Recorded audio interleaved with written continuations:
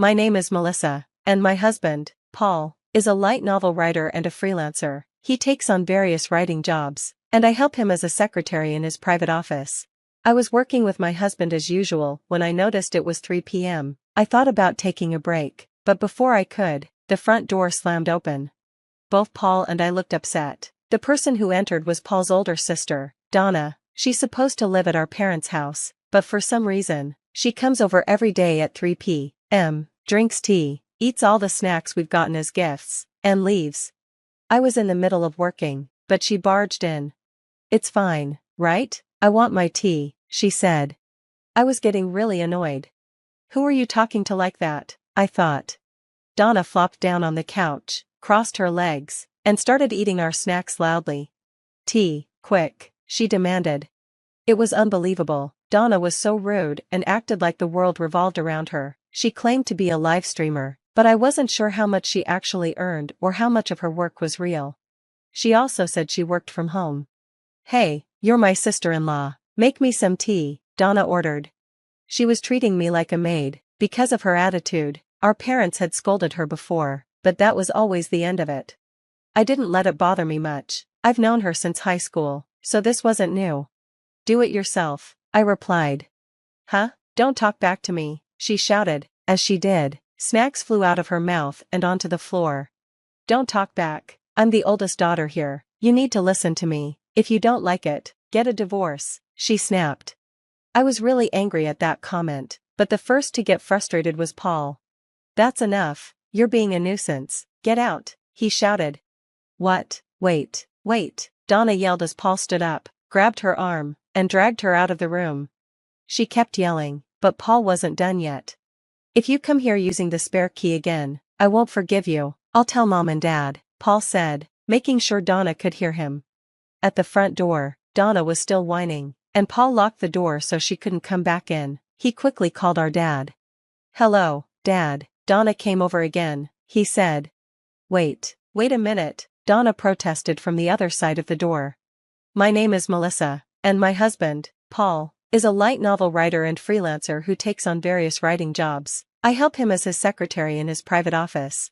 I was working with Paul as usual when I noticed it was 3 p.m. I was thinking about taking a break when suddenly, the sound of the front door slamming open echoed through the room. Paul and I both frowned. The person who entered was Paul's older sister, Donna. She's supposed to be living at our parents' house, but for some reason, she comes over every day at 3 p.m. She drinks tea, eats all the snacks we've gotten as gifts, and then leaves. I was still in the middle of work. "It's fine, right? I want my tea," Donna said casually. I couldn't believe it. This was really annoying. Who are you talking to like that? I thought, feeling frustrated. Donna plopped herself down on the couch, crossed her legs, and started eating our snacks loudly. "Tea, quick," she demanded. It was unbelievable. Donna acted so entitled, like the world should revolve around her. She claimed to be a live streamer, but I had no idea how much money she actually made. She also said she worked from home. "Hey, you're my sister-in-law. Make me some tea," Donna ordered. It felt like she was treating me like a maid. My in-laws have scolded her for this behavior before, but it never lasts. I wasn't surprised, though, since she's always been like this. I've known Donna since high school. "Do it yourself," I said, irritated. "Huh? Don't talk back to me," she yelled. At the same time, snacks flew out of her mouth and onto the floor. "Don't talk back. I'm the oldest daughter, and you should listen to me. If you don't like it, get a divorce," she snapped. I was really angry at that comment, but it was Paul who got frustrated first. "Enough, you're a nuisance. Get out," he shouted. "What? Wait," Donna protested as Paul stood up, grabbed her arm, and dragged her out of the room. She was still making a fuss, but Paul wasn't done. "If you use the spare key to come in again, I won't forgive you. I'm telling Mom and Dad," he said, making sure Donna could hear him. Outside the door, Donna kept whining, but Paul quickly locked the door to stop her from coming back in. He immediately called our dad. "Hello, Dad." Donna came over again, Paul said. Wait a minute," Donna shouted from outside. "I want to make sure your parents have a good time. Let's bring up the issue when the timing's right." "Yeah, let's do that. By the way, what kind of restaurant did you choose?" I printed out some options. Want to take a look? Okay, let's see them. I showed Paul the list of restaurants I had picked out. Since Paul had been working so hard, I wanted to be helpful in this situation. For the celebration, I planned to let his parents choose from the options I'd narrowed down. A week later, we pressed the intercom button at Paul's parents' house, but no one answered. That's odd. Mom and Dad should be home, Paul said. Oh, their car is missing. Maybe they went out shopping, or maybe they're buying things for our visit. Well, it doesn't matter. Let's just go in and wait. Paul used the house key to open the door. As we stepped inside, we heard hurried footsteps coming from the second floor. Donna, Paul's sister, came rushing down the stairs with a noisy clatter. Why didn't you answer the intercom? Donna shouted. Hello, sister-in-law, I said, as usual, with a polite but distant greeting. But there was something else behind Donna's sudden rush downstairs. You two set up everything for Mom and Dad's 60th birthday celebration, right? Donna asked. Yes, that's right. Why? Where is it? Show me. Huh? You said you weren't going to attend. I changed my mind. Show it to me. Paul showed her the details, and Donna grabbed the papers from him roughly. Wow, the great writer, huh? You must be doing so well. You picked such a fancy restaurant, Donna sneered, looking at the information Paul had printed. What's your problem? Paul snapped. Stop saying things like that. Why not? You must be making a lot of money, right? Just so you know, I'm making more than you, Donna replied with a smug smile. Donna always says things to put Paul down. If she really is earning multiple times his income, she must make over $100,000 a year, but there's no proof of this. Also, it was me, Melissa, who chose the restaurant. Okay, can you stop being so rude? I said to Donna. Donna suddenly stared at me intensely, making me feel uncomfortable. I pulled back and asked, what is it? Then, Donna said something outrageous. Here we go, Paul, now you've finally seen this woman's true colors, haven't you? She said with a smirk. What? Paul said, confused. Whatever, I'm looking forward to the celebration. See ya, Donna said, forcefully pushing both of us out of the entrance. For some reason, she took the restaurant document with her, creating more drama. Well, it's okay, we can just print out the details again later, and we can show the photos to my parents when we meet them, I said, trying to stay calm. It turned out that our in-laws had forgotten about our visit that day and had gone to a Sunday farmers market. They apologized later, and after finalizing the restaurant, we made the reservation. The day of the 60th birthday celebration arrived. Everyone was to meet at the restaurant. Donna and our parents arrived before us. We had an awkward moment with Donna, but we tried not to focus on it. However, when Donna looked at me with a smug smile, I couldn't shake the bad feeling it gave me. Despite that, we went into the restaurant and were shown to a private room. It was a traditional Japanese-style room, much more beautiful than the pictures online. As my father-in-law and mother-in-law were admiring the room and about to say something, Donna suddenly spoke up from behind us, grinning. Don't let yourselves get full, Dad and Mom, she said, mischievously. Then, Donna pointed at me and yelled, You're after our family's wealth, aren't you?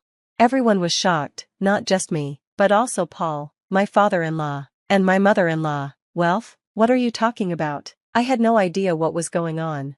Are you crazy? We're just an ordinary middle-class family, Paul snapped at Donna. But Donna wasn't done. As the eldest daughter, I'm going to inherit this house. You're trying to target my parents too, aren't you? I won't let you fool me, she yelled. I really don't understand what you mean. Why would I do something like that? I asked, confused. I was completely confused and tried to ask Donna a question, but she didn't seem interested in answering. I've seen through you from the start, Donna said. You're a dangerous woman. You've gotten close to Paul, and this proves it. No way, Paul said. We've been dating since high school. If she wanted to marry someone rich, she would have married someone else. Donna just snickered at Paul's disbelief and started boasting. Normally, a woman who isn't after money wouldn't pick such expensive restaurants. Look at this list. All of these places are expensive, Donna said, handing over the documents she had taken from Paul a few days ago. So what? Paul asked, confused.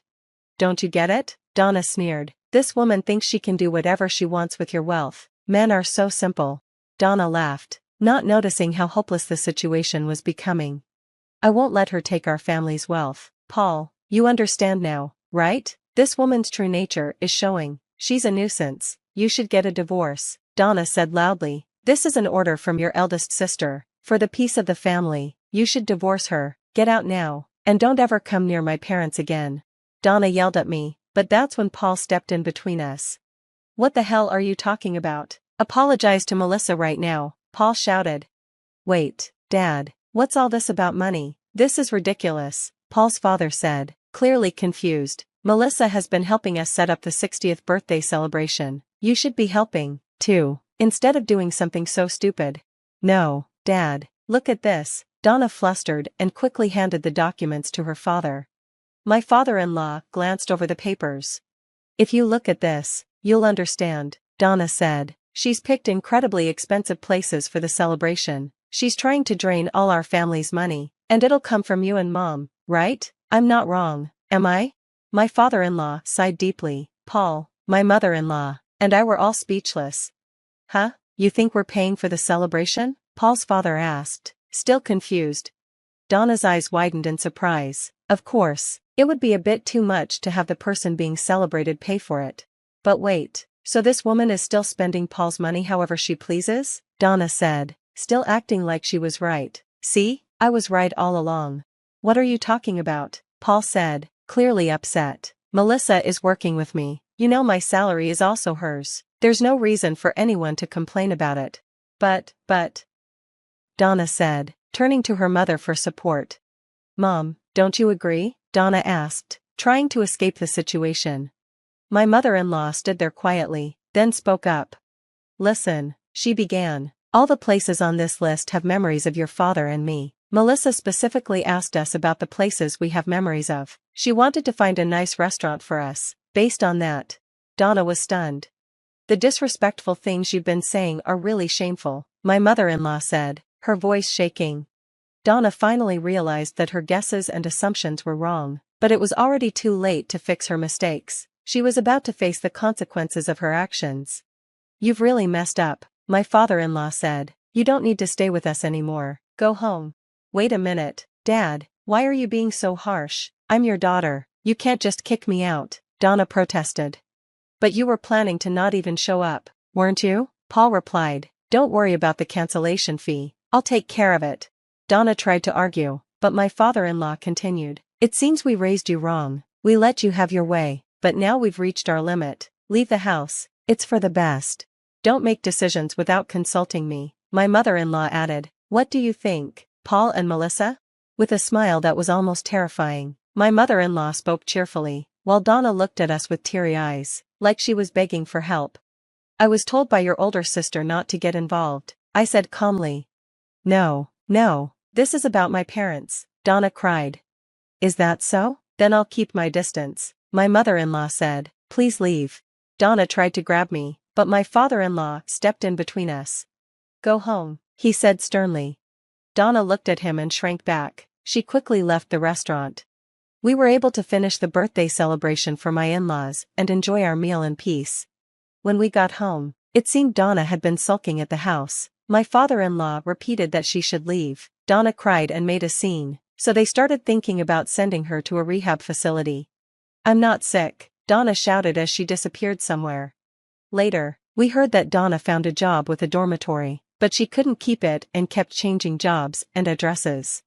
Meanwhile, Paul and I continued working hard every day. Our relationship with my in-laws was excellent, and we enjoyed their company. Although we were a little concerned about what happened to Donna, we knew we didn't want to deal with her selfishness ever again. I just wanted to keep supporting my husband so he could focus more on his work.